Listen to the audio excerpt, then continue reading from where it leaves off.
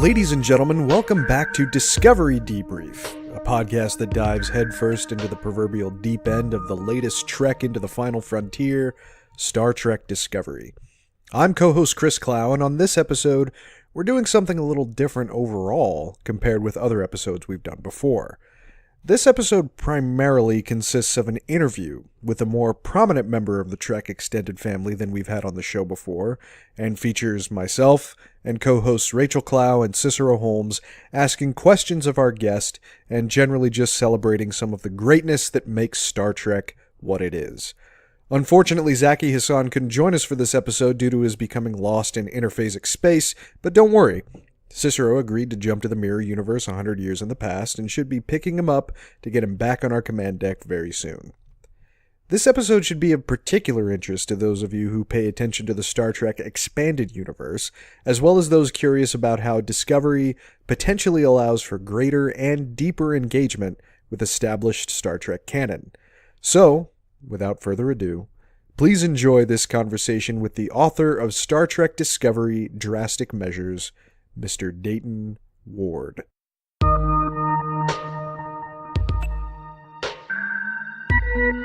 Well, if you listen to our recent episode discussing the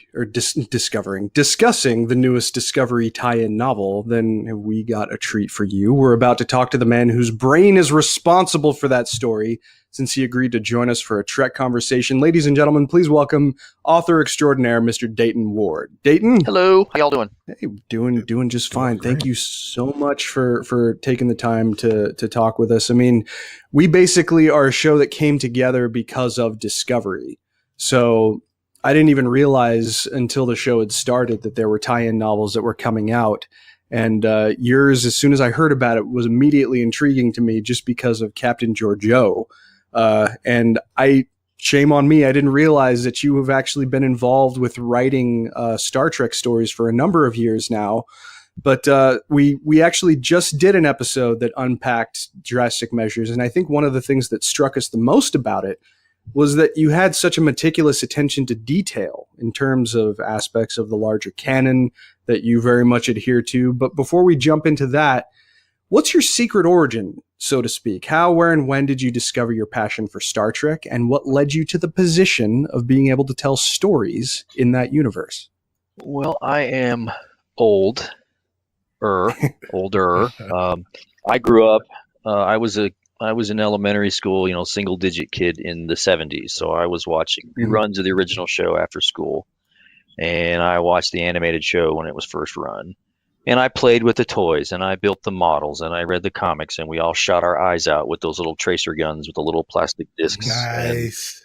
And played Star Trek on the playground and all that kind of stuff. And so I've been reading the comics and the books and whatever else that you find at your bookstore or your library pretty much from the point I could read. I'm pretty sure that the first book I ever checked out of a library was one of those episode adaptation collections from James Blish. Oh, yeah. Show. I can't prove that, but it seems like that would be something I would do because I'm a bit of a nerd in that regard. As far as writing Star Trek, I got started way back. Actually, it's 20 years ago. I submitted a short story to the very first Star Trek Strange New Worlds writing contest that Pocketbooks was sponsoring. This would have been back in the summer of '97. And so my story was one of the ones that they picked for that first anthology. And I got paid, and we all got a contract, and you got to see your name in print, and then lights and all that kind of stuff. And I did it again for the second and third year of the contest, at which point I rendered myself ineligible to enter that contest again, because now I'm using the air quotes, a professional writer. So when they bought my third story, the editor at the time at Pocket, John Ordover, he called me and, hey, I'm buying your story. You're no longer allowed to enter my contest. How would you like to write a Star Trek novel for me? And so that's basically how I got started. And I've been pretty much doing it ever since. Wow. That's so you basically did go from super fan to being able to play with the toys in the toy box on an official level then. Pretty much. That's how it's a weird way to get there, but yeah, that's pretty much how it happened. Oh, that's great. So, and clearly you've been a fan of the franchise for a really long time since you were a little kid. One of the things that I just wanted to ask you from the perspective of a fan, and nowadays we're seeing this weird sort of tribal toxicity. We're seeing it in politics, of course. We're seeing it all over the place, but it's also coming into fandom where you have these gatekeepers who are kind of trying to say that Discovery isn't necessarily a legitimate entry in the canon. We all love the show, so we don't believe that at all. But how do you see those kinds of reactions, and how does it compare to when the very first Star Trek spinoffs first started coming on the air, from your estimation? It's exactly the same. It really is. Yeah. I mean, I remember when they first announced Next Generation. It was at the first time I heard about Next Generation was at a creation convention in Anaheim, California, in the summer of 1986, and that was when they were all on stage. Everybody, the original cast was still alive. Roddenberry was still alive. Star Trek 4 was coming soon to a theater near you, and they unveiled this notion that they were going to do a spin-off with a new crew set 100 years after the original show. Most fans were excited by the idea that we were getting new Star Trek, and of course there was that segment of fandom who lost their minds, and it wasn't going to work. You can't duplicate this. You can't capture lightning in a bottle twice, blah, blah, blah, blah. And I was a member of the Star Trek fan club, the one that Dan Madsen was the president of back in the day, and you had a bi-monthly fan club magazine that he put out, and he got exclusive interviews with like Roddenberry and other people involved with the movies at the time. And as they were ramping up production for Next Generation, he got some of the first photos that you ever saw. And the general reader feedback was about 50-50. Some people were excited and other people were just, this is never going to work, yada yada yada. And it's been that way every time there's been a new spinoff. I mean, I watched it for every spinoff, and then when they rebooted it for the new films, and then when Discovery was announced, it's the same reaction. It's just we have, with each generation, we have more tools at our disposal to broadcast our displeasure. More in real time. So I just I roll my eyes a lot, I laugh a lot, and then I go back to work. So the intensity doesn't seem any larger or smaller to you this time around? I just think it's more visible because we as individuals are able to, we have a voice on the internet through social media. Right. So it just seems magnified, but I honestly think it's not any different in terms of percentage of fandom. Sure. Yeah, there's absolutely. Going to be people who love everything. There's going to be people who can never be happy. And there's going to be that middle ground, which is the majority of people who just like, if it's good, I'll watch it. If it's not good, I'll watch something else, Sure. Right. So Dayton, there seems to be no ambiguity about the fact that you are a lover of Star Trek, but we if anyone has done any research about you, they also know that you have some hardcore sci-fi chops all along. Overall, what is it about Star Trek that keeps you coming back? What is it about Star Trek that keeps you engaged and in love with the universe for over 40 years? I think it's just the basic message, it's we are better than we were, and we can be better than we are, and how we get there. That's where all the cool stories are told. Right. That's pretty much been Star Trek from the jump, Mm-hmm. Yeah, it's definitely one of the things that I find most personally compelling and necessarily hopeful when I'm having a bad day. Star Trek is always there. Yeah. So I'm wondering how you keep everything straight, especially if you write in other universes as well. How do you keep all the continuity and all the details? Do you just have it like burned into your brain from so many years of being a fan, or do you have like a system, or what do you do? Well, that's a good question. I've never tried to really quantify it. It's to varying degrees. Like, I'm a huge original series fan, so I know a lot of minuscule trivia bits from that show that would frighten people. I could win a trivia pursuit contest, and then of course that knowledge varies depending on the series. It's like I'm not as embedded with Voyager, for example, or Enterprise, because I just haven't had a lifetime of being immersed in it, or being surrounded by it, or just enjoying it. I'll get there. I mean, Next Gen's a pretty close second. I get there. I mean, but as far as keeping track of it all, I don't even try. I know where to look. If I don't know the answer to the question, I at least know where to look for it. So before the internet, I have a whole bookcase full of reference material. And now I've got all of that plus the internet. So if I can't find it, it cannot be found. Well, and that kind of piggybacks on something that I wanted to ask you about in relation to the specific production of this newest book, because from what I understand anyway, to a certain degree, since you're collaborating, at least in some respect, with one of the show's writers, if you have a window into the show's writer's room, then you're able to sort of refer to things that we may not be aware of, or even that you may not fully be aware of, that's coming down through the show. How does that work exactly? Well, I mean, this book was different from all the other Star Trek stories I've written because first of all, it's the first time I've written a book where the show it's based on is in active production. Everything else that I've done was, after the series had wrapped. In some cases, we're talking decades. I wrote my first Next Gen book in 2003, so that's a decade after the show went off the air. Oh wow! But for this, not only is the show in production, but at the time I was figuring out what my story was going to be about, they were still developing the show. They hadn't even gotten all the wickets navigated yet. They were still figuring it out. So there were a lot of conversations. There was a lot of email. There was a lot of phone calls. Kirsten Beyer, who, as you alluded to, is in the writer's room. She's my window into the writer's room. She and I have been friends for years. She's also a Star Trek novelist in her own right.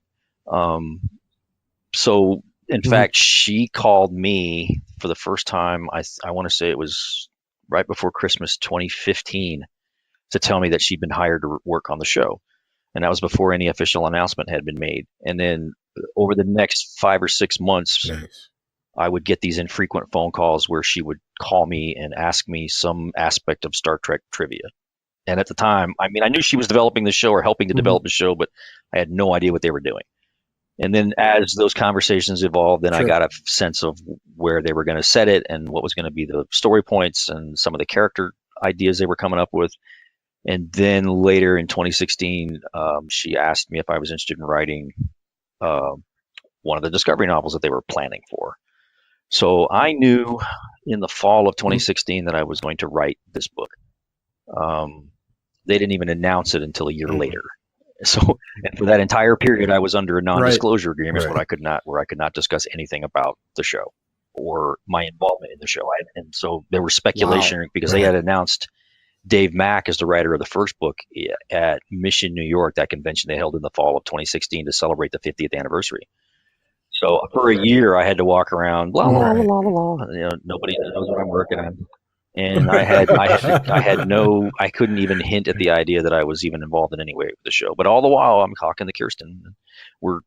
She's picking my brain, and I'm developing my storyline for the novel. And then, so as far as that relationship, it's Kirsten is my main conduit. I mean, through her, I've been able to get questions answered by other members of the writing staff or other members of the production crew, but she is the person that they put in charge of dealing with us funny writer people, us book writers and comic people. You speak their language, go talk to them.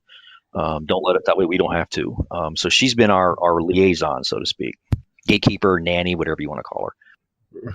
That's awesome. So the this book was awesome, not only because it gives us an opportunity to witness Prime Lorca as a main character in a very real way, but we also get to talk about one of the most infamous moments in Starfleet history, the massacre of Tarsus 4. Or the cleansing, or whatever you guys want to, what people want to call it. But how much of that portion of the story was presented to you, and how much input and I guess direction did you have in or control did you have in determining the outcome of the story and the direction of the story? I was given a very wide latitude in terms of how I was going to flesh out the backstory of Tarsus 4. And as far as the characters of Giorgio and Lorca, I was given some latitude as far as fleshing out their backstory with respect to this incident, and a few other details that get sprinkled in along the way. Originally, Kirsten, had asked me if I wanted to write a Lorca-centric story. And that was my initial direction. We had batted around some ideas. And in fact, at one point, the storyline we were considering was I was going to write what happened to him when he was the captain of the other ship prior to Discovery, the Baran. Oh, okay. So I was going to flesh out that bit of lore. Because they, at the time, had not decided whether they were going to portray this on screen or not. That was how early in the process we're talking about here. I mean, I was working on my outline before they even shot the first scene. As I was starting to, because one of the things that I was given access to during all of this was they gave us access to scripts and production art, and we knew who the cast, who was being cast in the different roles before they were made available to the public. And I got to see, as the show began production, they started shooting, they would send us set photography.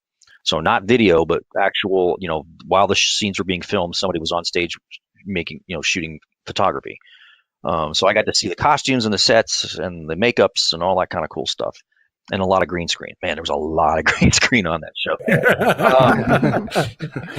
But it helped. But anyway, as I was reading the first few scripts, I really started to take a liking to Giorgio's character. Even though we know what happens to her very early on in the show. I was still digging her character, and so I pushed back a little bit gently and asked Kirsten, and I'd really like to write something that involves Giorgio in some manner. And it was either her or, I don't remember now, it was either her or my editor at Pocket Books, Margaret Clark, who said, well, why don't we have a story with both of them? So once that was thrown out there, then I had to go back to the drawing board and figure out a new story that would involve both of these characters. And so of course, we knew all along they were going to be prequels set before the events of the show. We just there had been no real direction at that point on how far back or with respect to what. And one of the things that Dave Mack and I both wanted to do was try to tie Discovery into the larger Trek mythology in some manner. And so how Dave did it with his book, where he partners up the Shenzhou with the Enterprise. And so his adventures takes place like about a year before the show. And I'm like, well, if I set mine even farther back in the past, I probably won't get harassed a whole lot while they change up things as they're making the show.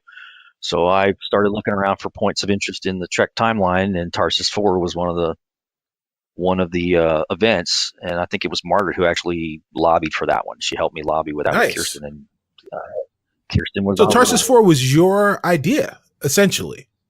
Well, it was a mix of, hey, here's one of the things that happens during this time frame, Tarsus 4. So we put a pin in it, right. And then we looked around for some other things, and we came up with some other ideas. But Tarsus 4, we kept coming back to it. It's like, this would be a fun one because it's been fleshed out a couple times in other books, but they have different takes on it, or it's always from Kirk's perspective, or it's always from it's like that. So this would have been a fun way to put a new twist on it.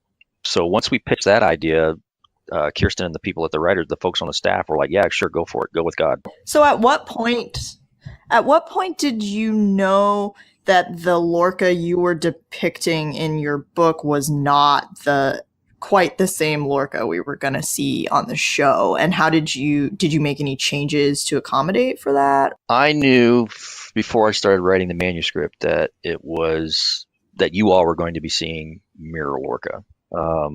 What had not been determined at that point, because they hadn't written that far ahead yet, was how, when, why that was going to be revealed, and what happened to real Lorca.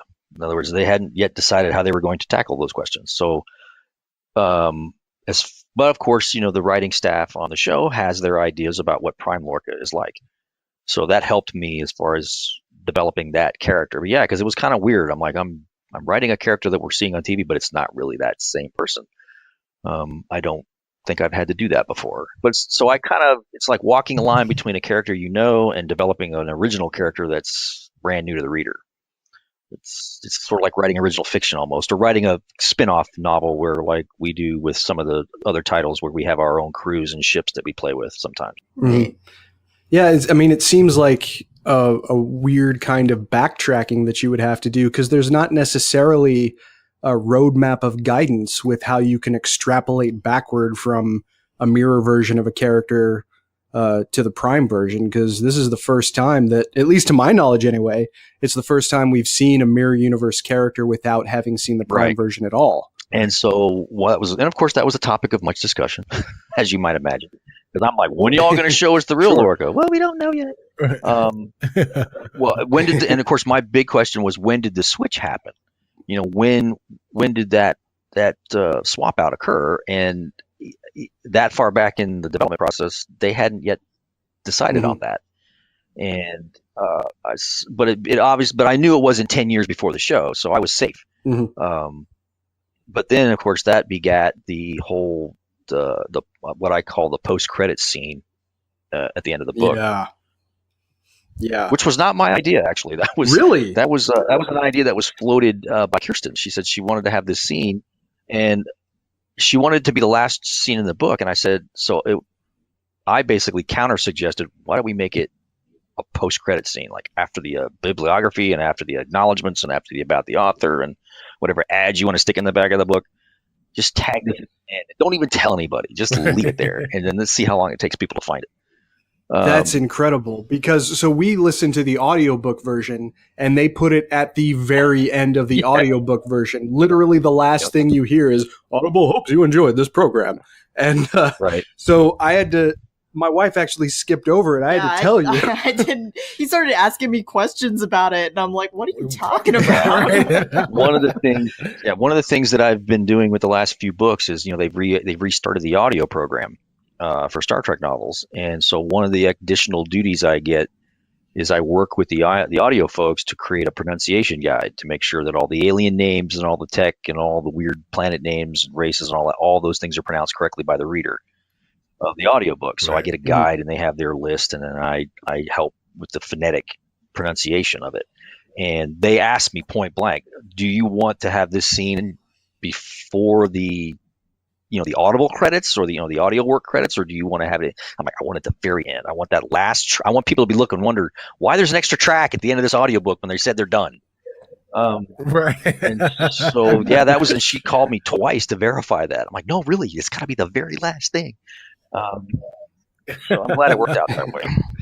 No, it's pretty phenomenal, and that was actually one of the things that has been burning in my brain ever since you said that you'd come on with this.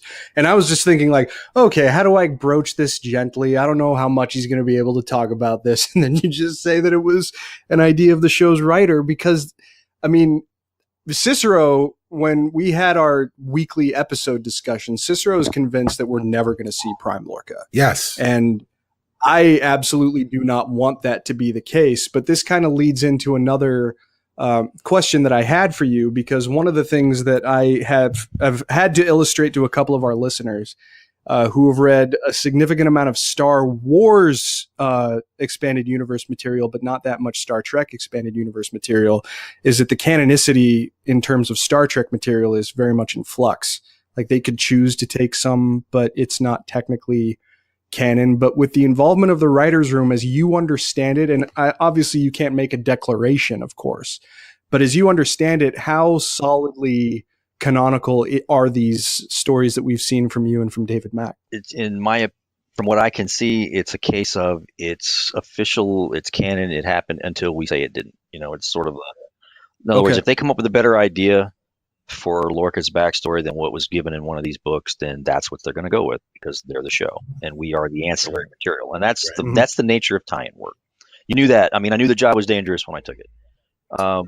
That said, if Giorgio or somebody, if we ever, or if Lorca comes back and he talks about that time on Tarsus 4, you will hear me scream in triumph from my house in Kansas City. Will that happen? I have no idea. I honestly don't know what their plans are with respect to Prime Lorca. And even if I knew them, I couldn't tell you. He's not coming back. No idea. Those are the plans. Those are the plans. He's not coming back. And what I actually what I suggested to Chris as we were talking about in our discussion of the book, as we were talking about that post credit scene, was the fact that the reason that was there was so that someone that is great at writing, such as yourself, can write some stories about the further adventures of Prime Lorca in the Mirror Universe. It's possible. I mean, I don't know what their plans are for Discovery novels beyond the one that's coming out here in about a week or so. There's a third Discovery novel coming out in June. It's a Saru-based tale written by James Swallow. I don't know what the next novels for Discovery will be, or whether they'll let us do that. Like, will they let us play with Prime Lorca? I would love it. If they asked me to do that, I would totally jump at the opportunity. Just because I had so much fun writing this one. But no, I have no idea. Sure. No idea. I'll say, yeah, I'll wait for the phone. I'm waiting for the phone to ring. Well, it's got to be kind of at least part of the fun. As a fan, when you were able to actually absorb the episodes of the show, what do you make of it? How does it compare with other Star Trek to you? Well, I mean, obviously it's different in terms of its approach. It's serialized. It's very heavily serialized, even more so than the most serialized portions of DS9. It's a little darker. But bear in mind that this was a story that they wanted to tell, a particular story with these beats in it that they wanted to tell. And my understanding for next year is that they're going to change up the formula a little bit. So it's not going to be a war-based tale like we had this year. I like it. It's not your dad's Star Trek, but then again, my dad hated Star Trek, so that doesn't really matter. But it's not the same Star Trek I grew up with, but that's okay. I mean, I don't want to keep watching the same thing over and over again. I mean, as far as it being produced, I mean, I've got those I've got those Blu-rays. I can watch them anytime I want. I want something different. I want them to change up the formula. Yeah. I want them to explore different types of storytelling. I want them to be a little more complex, more sophisticated, which is one of the reasons why we play around with the way we do with the books. It's like, I don't know if you've read any of the spin-off series that we have, like Star Trek Vanguard, which is the TOS. It takes place in the TOS time frame, but there's a more sophisticated, a little bit grittier storytelling style in play there. Some people have likened it to, the original Star Trek. Gene Roddenberry pitched it as Wagon Train in space, or Wagon Train to the Stars. Well, Vanguard is Deadwood in space. That's how we describe it. So, but yeah, at the heart of it, it's still Star Trek. I mean, we still strive to make those Star Trek stories. And I think that at the heart of Discovery, there's a Star Trek story. It took a while. It takes its own time to get there. It does it in a way we're not used to seeing, so that rubs people the wrong way. But at the end of it all, there's a Star Trek story in the core there. As a fan, were there any aspects of the show that you maybe would have done differently or more efficiently? Hard to say. Again, because this was a deliberate. The way they laid the story out was a deliberate choice on their part. Would I have done something different if they'd given me the keys and said, "Go make a Star Trek series"? Sure, I would have come up with something different. Not necessarily better. Just I have my own fantasies about what I would do if I would write a Star Trek series. So you're always thinking about it. Then you're ready for the next one as soon as the call comes in. Yeah, pretty much. I mean, there's always a kernel of an idea somewhere, or I read an article in the newspaper or online somewhere, and I go, I can twist that into a story idea, and then I put it in my file somewhere, which keeps getting fatter by the year. I have more story springboard ideas than I'll probably ever get to, but that's probably better than not enough, I would think. But no, that's a good thing to have. How long did it take you, specifically in the case of Drastic Measures, from manuscript to actually final edits and turning everything in? I wrote my first draft manuscript in the early part of 2017, so probably that first 4 or 5 months of the year. 4 months or so. I turned in a manuscript sometime in April, I think. And then I did not get it back until June, July, somewhere in that neighborhood. Yeah, it was June, because I had to immediately tell my editor, I can't do anything with this for a month because I'm finishing up another project. So I sat on it it sat in my queue for like a month. So I didn't actually get back to my revisions until July. And there were a lot of revisions, mostly because of things that had been developed behind the scenes on the show, during the time I was writing and the time that I turned it in. They had made some decisions about directions for certain characters that they wanted me to make sure that I was aware of. And then there were just other things that the writers wanted me to do differently, or they wanted me to add an aspect. Like, for example, you've read the book. Everybody's read the book, right? Yeah. So there's a device that I use in the book where there are people who survived the incident are interviewed. Yes. Right.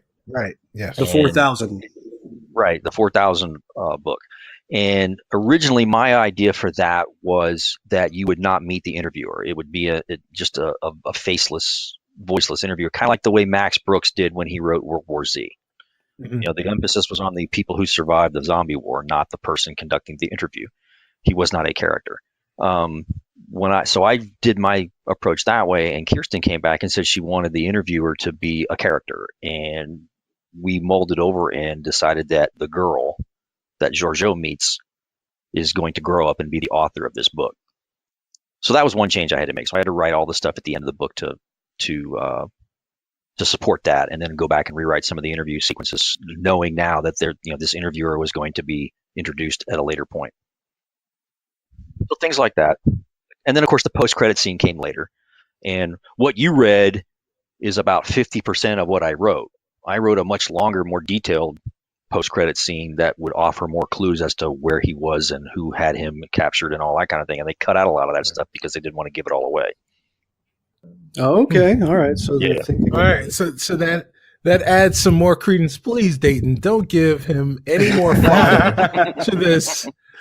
So this Lorca's still alive. Hashtag bring back Lorca. Bring back Lorca.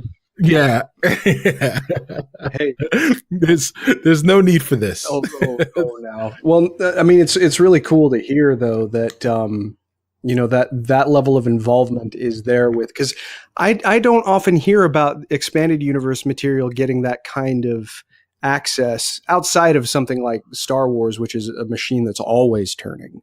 But that's got to be a pretty cool thing to be privy to, especially as a Star Trek fan. I can't imagine what it would be like to actually kind of steer the ship to a degree. Now, one of the things that I did want to ask you, since you kind of brought up the end scene where you do meet the author of the 4,000, when she mentions that she tried to contact Lorca and was told that he politely declined. In your mind, or at least as the way you understand it, did Mirror Lorca get that invitation and didn't know what the hell to make of it, so declined? Or was it because Prime Lorca just didn't want to revisit the memories of Tarsus 4? In my brain, it was Mirror Lorca punting. Okay. All right. Yeah. We kind of we were curious about that, because I mean, I guess there's room for interpretation either way. When I wrote that, the way it was written, it was with the full knowledge that you all were going to meet Mirror Lorca. Yeah, in fact, we even discussed how to. That was one of the things that Kirsten and I discussed, was how to broach the subject of why she doesn't talk to Lorca. And I'm like, well, let's just leave it. Let's just leave it and let everybody draw their own conclusion. Apparently, some kind of transposition has taken place. There you go. Nicely done. Nicely done. Thank you. So the one of the great successes of the book in my eye was, and I think a great success of any piece of narrative work is getting the antagonist and showing the antagonist to the consumer as someone that is worthy of empathy. And I think that, as hateful as the butcher of Tarsus 4 was, I thought that you did a brilliant job of making the processes and the motivations of Adrian Kodos plainly available for the reader and for the listener. So I just want to say that, kudos and bravo for doing that. What was going through your head to try and figure out, to get yourself in the mind of Adrian Kodos to really kind of present him in a way that made him sound not necessarily reasonable, but at least rational with his thought process. Well, I mean, setting aside the idea that there's really no good look here for Kodos. I mean, there's just no way to spin this so that it's a good look, right? Right. But I think we can agree that the best villains are always the ones that you can, if not agree with, you can at least understand their motivation. And of course, they always think they're doing the right thing for the right reason. No matter how screwed up it is, they come across as being totally sold on the idea that this is the way to go. So not twirling the mustache, not doing evil for evil's sake. There is a reason, a justification, an explanation that these people are prepared to live with, in terms of why they do what they do. That to me is more interesting. And what I found when I started doing the research for the book, obviously I rewatched the episode again, and I've already seen it 100 times, but there's very little information about Kodos beyond what we see in that episode. There's almost nothing. Everything that comes is from other material. It's either another book or that Kirk autobiography book or some other novel has touched on it in some degree. But beyond what's in the episode itself, there's literally nothing of use in terms of research. And of course, even the details that they offer in the episode are very scant. We don't know how the plague started. We don't know why it started. We don't know why it got out of control so fast. We don't understand how he got away. I mean, and of course, it was written back in the 60s before we had DNA testing. It's like, oh, the body was burned beyond recognition. Well, okay, I've seen every episode of CSI, so I know how this works. But I mean, we had to have that conversation, though. I mean, I had to talk it out with my editor about how do I convince the 23rd century forensics team that this body is Kodos, at the end of the story. It's like, how do we, everybody that reads this book has seen every episode of CSI or Criminal Intent or Law and Order. They know how this works. I have to come up with a believable answer. Well, even the photos too. Right. The photos I thought was a pretty genius stroke on your part because, and especially even in today's day and age, right, with the prevalence of social media, how in the 23rd century, how can someone get rid of all of the pictures of them that are out there? It has to be a deliberate effort is where we arrived at. It's like it has to be a calculated, deliberate effort on his part to conceal his true identity. And it had to, so basically that was all part of his motivation. So then you realize he's really thought this out. But is he really psychotic or is he just really committed? And so it was, these were interesting conversations to have because once you pull on the threads of that episode, it's kind of weak, particularly by modern standards. Like, how am I supposed to get away with this? So yeah, there was a lot of conversation about how to convincingly carry this off. And of course, you're hampered a little bit by the fact that we all know he gets away, and he survives for another 20 years before he's found out again. So I know how the journey ends. So now it's about the trip itself. It's kind of like writing a World War II story or, a story set on the Titanic. We all know how that story ends. So now you have to make it interesting for the people that are along for the ride. Well, yeah, then we just all want to get on the floating door. So yeah, that was was an interesting bit. And of course, you want to tie it into as we said, we wanted to tie it into the larger mythology and respect what's there. And in my view, it's not so much legitimize Discovery. I don't think it needed to be legitimized, but it's fun to tie it into the larger tapestry in some way. It's always fun to tap into it.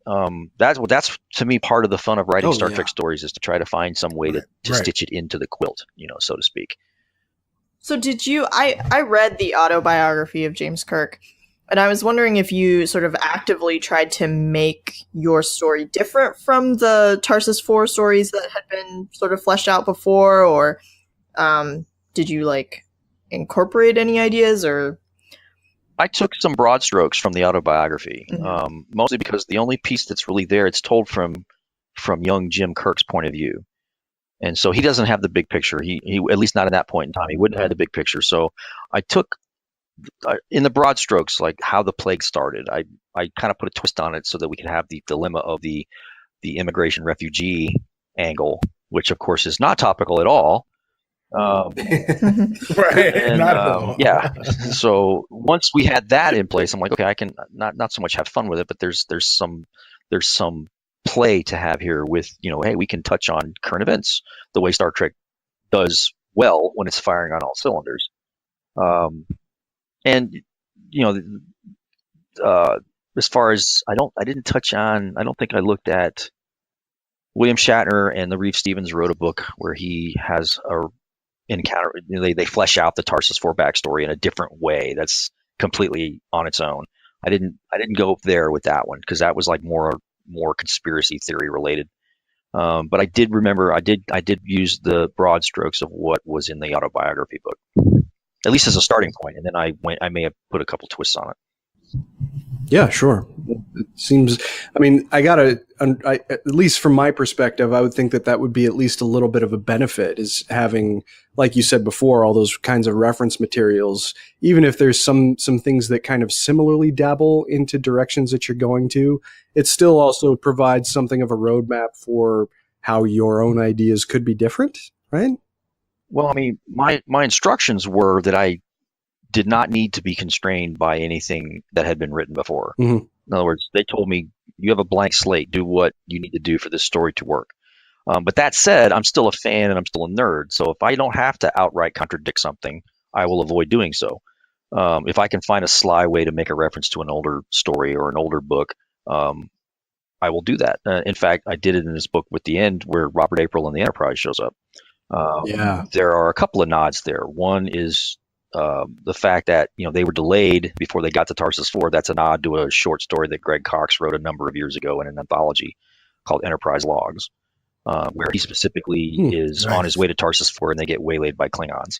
But April's portrayal, where he comes off as a sort of eccentric dude, where he wears a cardigan sweater over his Starfleet uniform, that is a nod to Diane Carey, who wrote a couple of books back in the 80s called Final Frontier and Best Destiny, which that is her representation of Robert April, which those of us who've written April stories since have always kind of done that. We've always given that nod to her portrayal of the character. That's interesting. Yeah, because we had watched the Counterclock incident ahead of time before reading the book, because I think one of us had heard ahead of time that April had showed up in it and didn't see a significant amount of continuity. So I was wondering if there was something else that your depiction was derived from. So that totally answers that question. That's really cool. Yeah, we're all nerds. The people who write the Star Trek books, we're all fans and we're all nerds about it to one degree or another. Sometimes alarmingly so. I mean, they probably should tag us for monitoring. No, that's perfect. That's exactly who you want writing Star Trek books, at least in my estimation. Well, one of the things that I find fascinating about your background is the fact that you have a history of service in the United States Marine Corps. And in the context of Star Trek, the thing that immediately comes to my mind is what shapes your perspective on the Federation and Starfleet? Because, I mean, I'm sure, as you well know, one of the more well-known stories in terms of the behind-the-scenes of Star Trek is the fact that Nicholas Meyer and Gene Roddenberry had a bit of a conflict about how hard they depict Starfleet as a military organization. And, of course, the franchise would go on to delve into war in DS9 and in Discovery itself.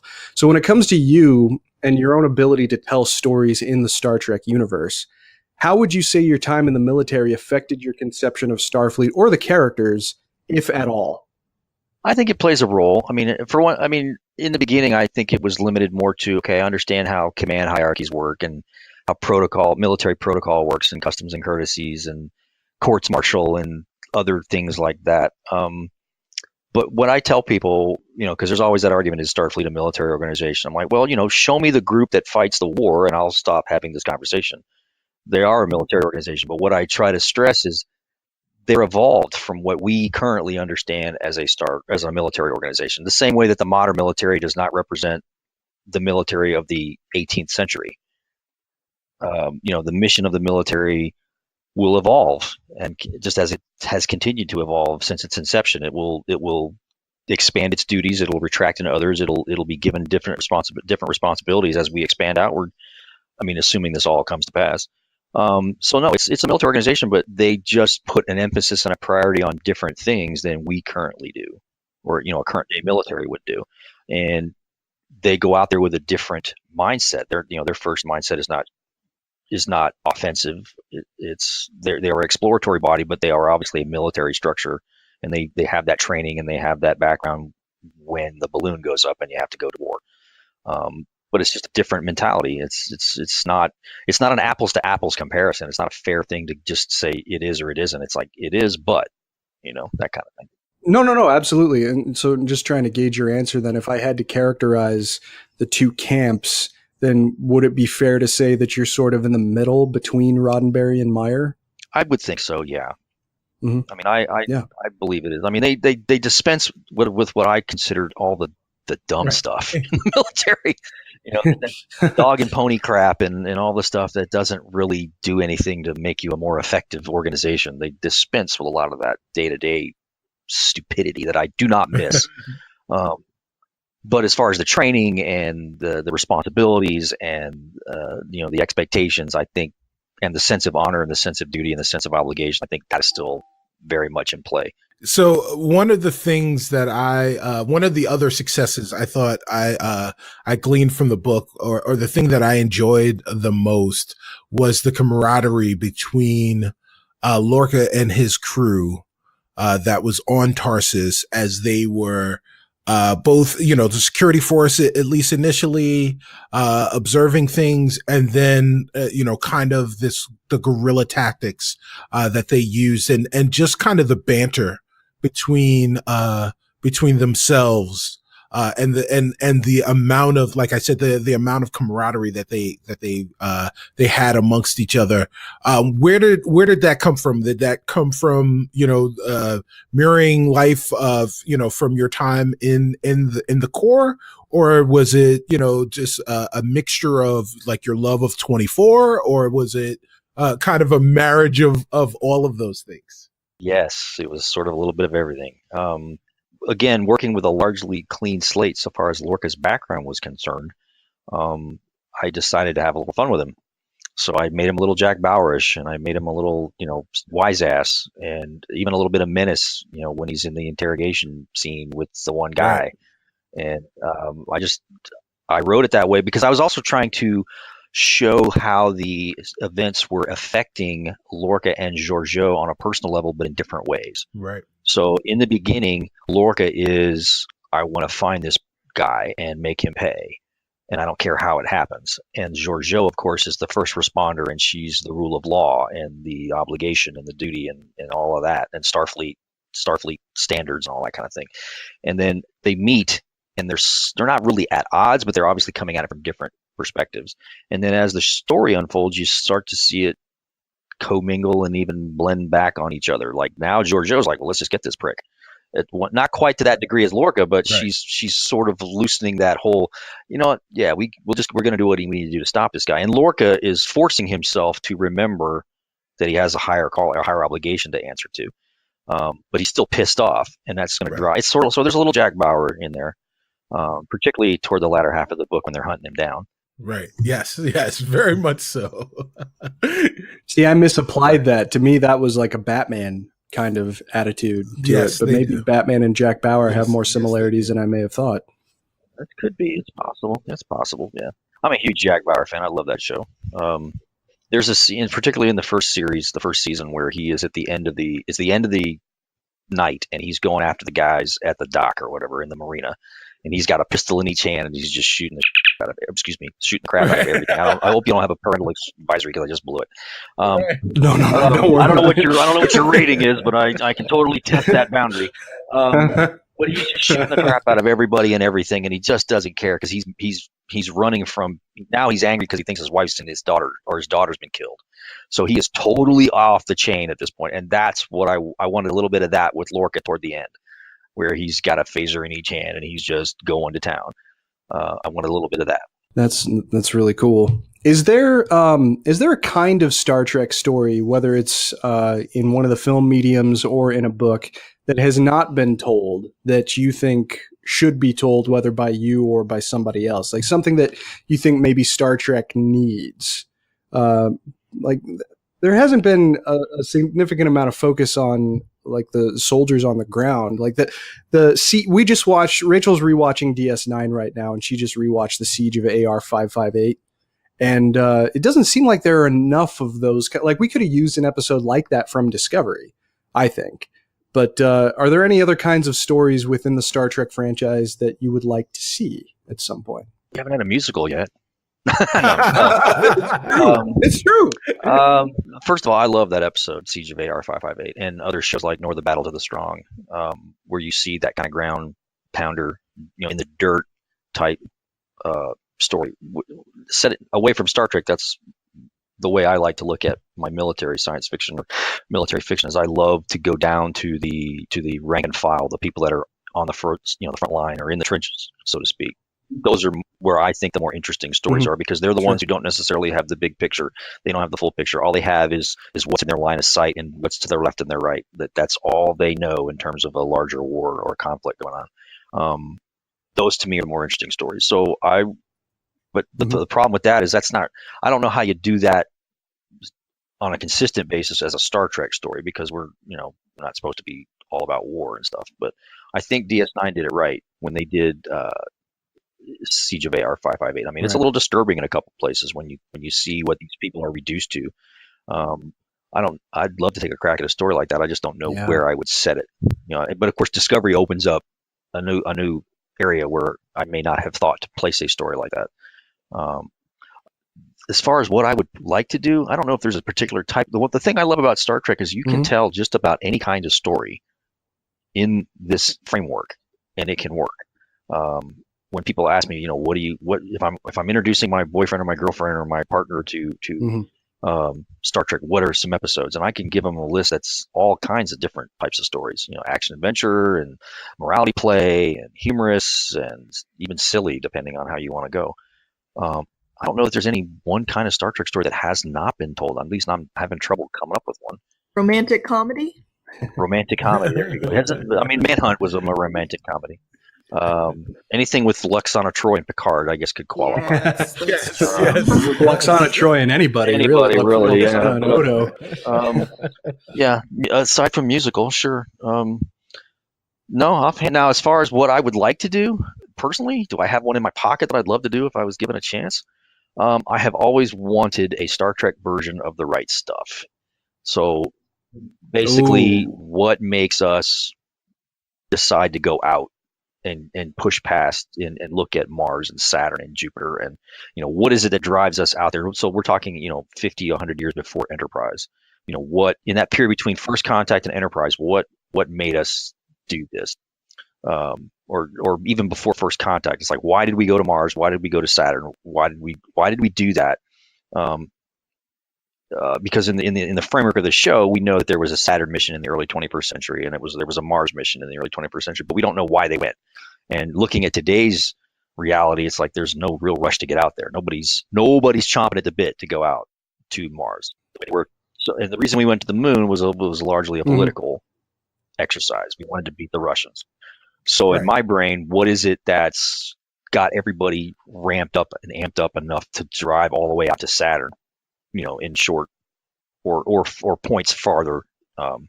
What makes us go out there? What is it that, and then so what does that do in terms of kickstarting our space program for the 21st century? And then, and then First Contact comes along, and then we start doing what we're doing. And then there's 100 years between, First Contact and Enterprise. So what happened in that 100 years, Yeah, it's funny that you mentioned that, because the most recent episode, because Star Trek is always on in the background in our apartment. That's just the way that it is.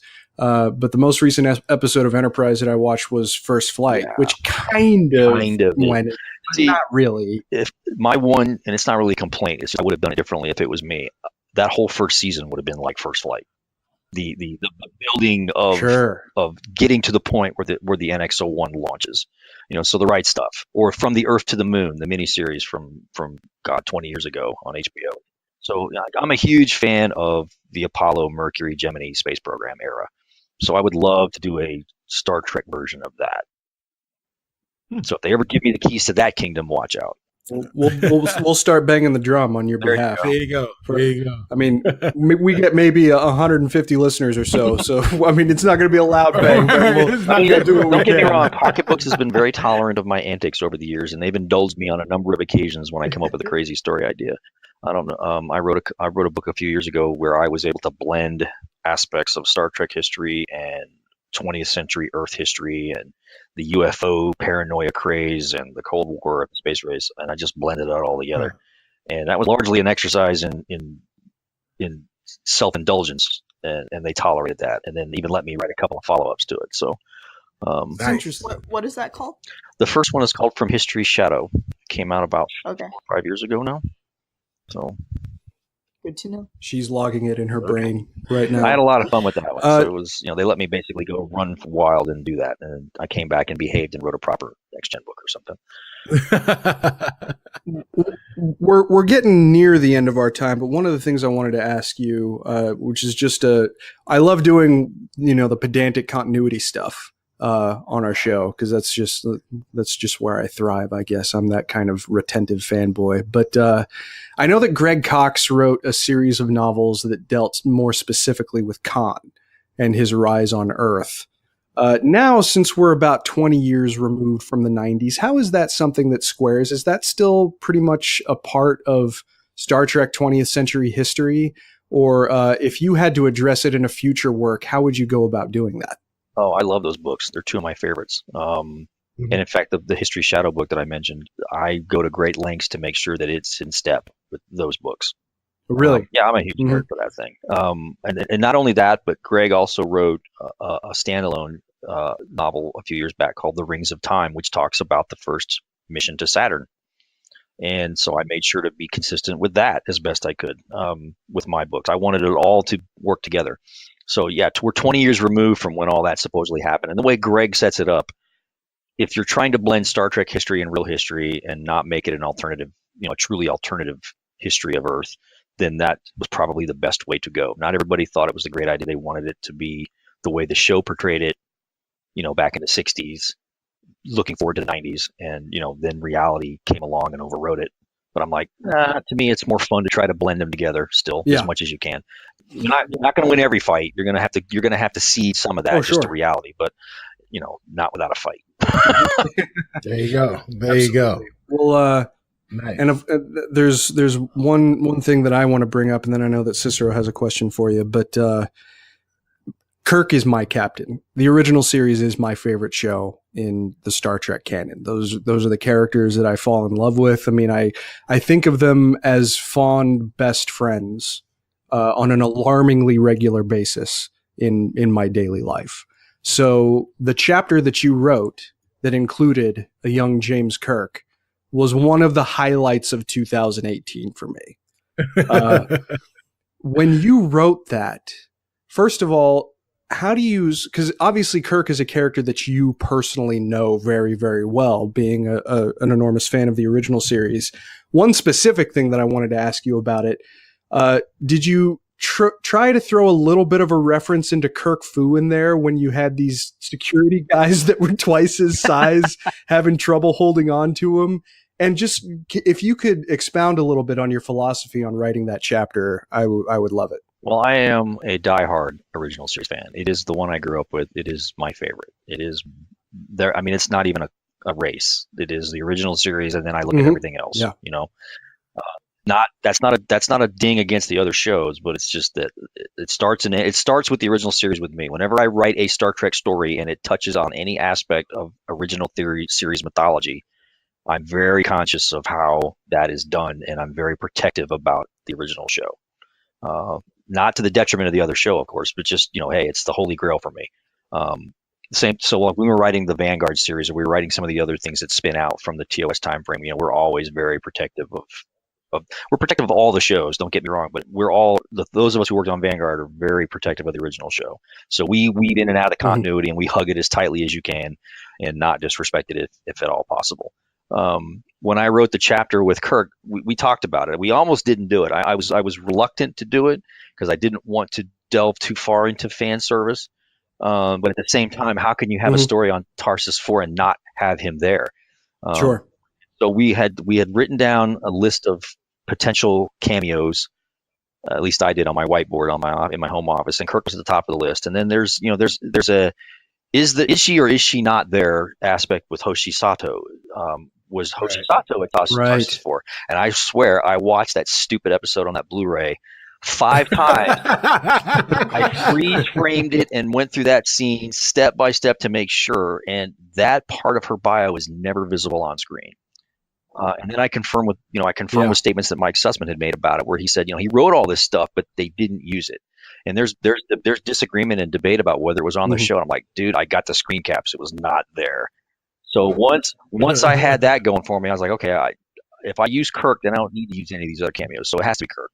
And then as far as writing him, I wanted to give a little nod to the future.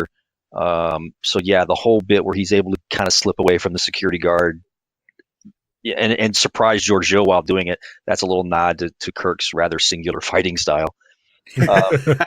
Awesome. And as far as his ability to see a problem and maybe see an aspect of a problem, that others don't see, which you see that all the time on the show because he's the hero. But I wanted to have a little bit of fun with that, where she kind of looks at him and went, this kid's a pain in my ass right now, but with the proper guidance, he might turn out to be something. He's a punk with potential. Right. So that's kind of where I left that. And one scene enough. I thought if I could just do this one thing with him, then I don't need to touch on it anymore. So that's where I went with it. Well, and Robert Petkoff did such a beautiful job doing a Shatner mime. I mean, my God, it was just perfection all around. Well, Robert Petkoff is a self-admitted Star Trek fan. He loves doing these audios, and I've been fortunate that he's been the reader for all of the ones he's done for me. All the ones that have been done for me, he's been the reader. Wonderful. So I benefit from his enthusiasm. Awesome. As do we all. Yeah, that's awesome. All right, so Dayton, is the final question. Final question is always the toughest. So set your phasers to concentration. Let's get ready. So we know that your favorite series is TOS. What is your favorite movie? Ooh, that's a good question because that changes. For the longest time, it was Wrath of Khan, Star Trek II. I have a soft spot for.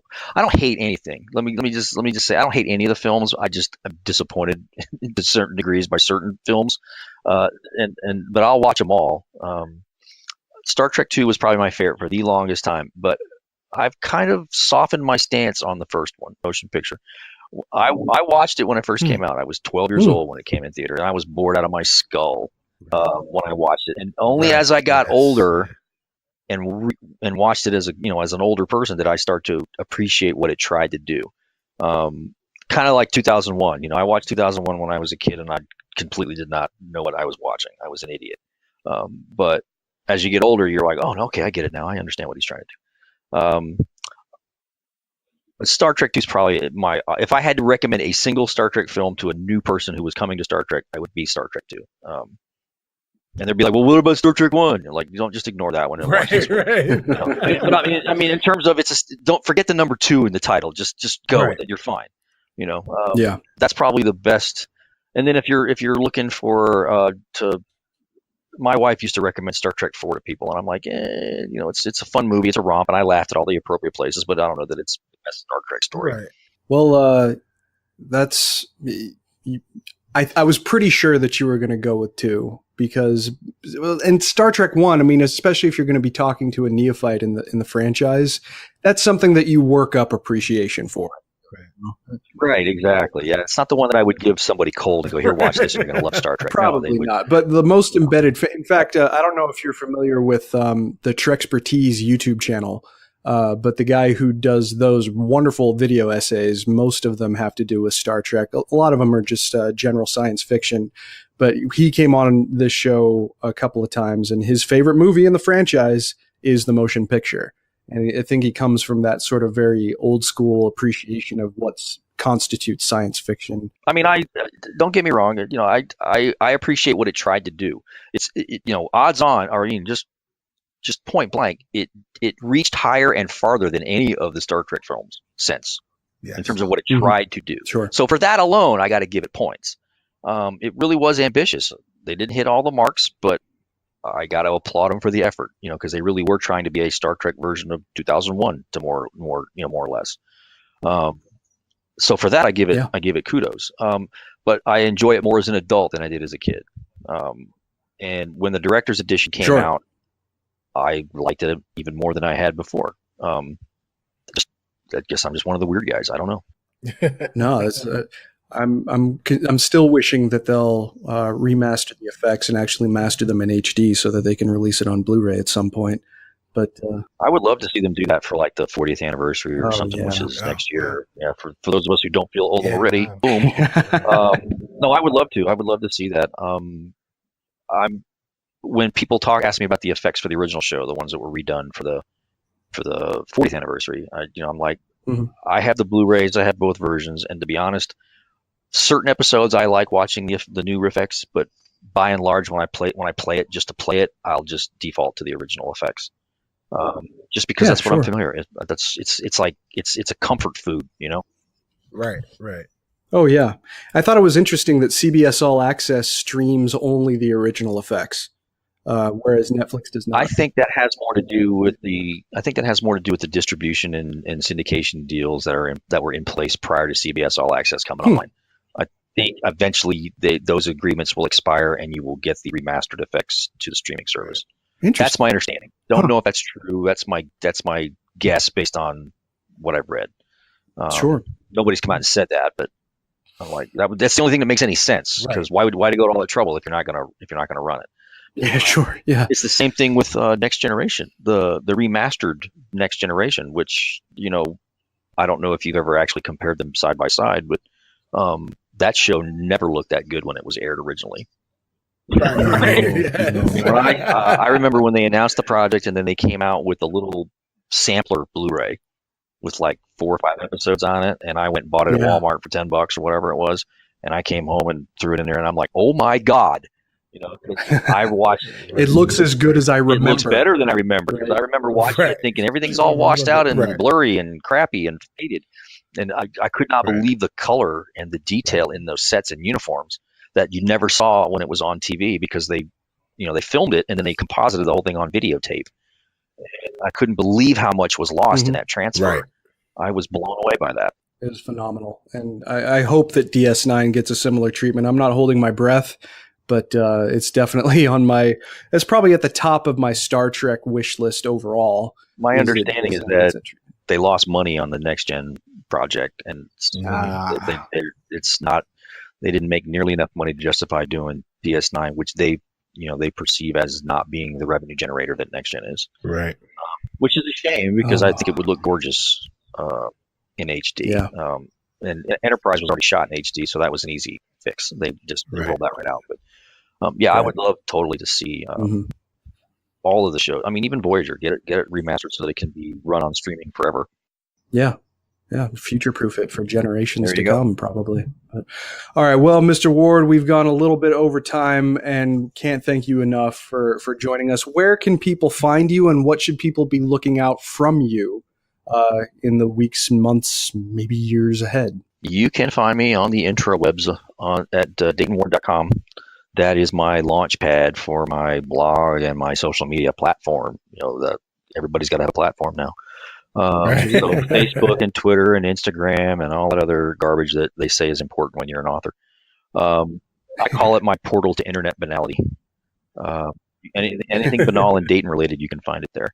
The next thing that I've got coming out is I did a couple of books for one of my. A couple years ago, I did a couple of travel guides, Star Trek themed travel guides for a company called Inside Editions, and they have another imprint called Incredibuilds where they have partnered with the different licensees to create these little wooden models that you can build without glue or tape or any kind of other adhesive.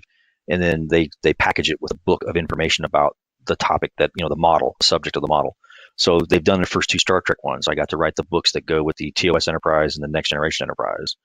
And the model book set comes out next month. One for each of those. And we're talking about future ships in that series. Nice. Great. Excellent. Oh, that's good to know. All right. Well, thank you so much for joining us. Really appreciate it. Hope you had a good time too. And we'll be keeping an eye, and hopefully we can talk again soon sometime.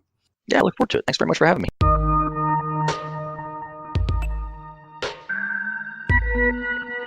And with that, that's going to do it for this episode of Discovery Debrief.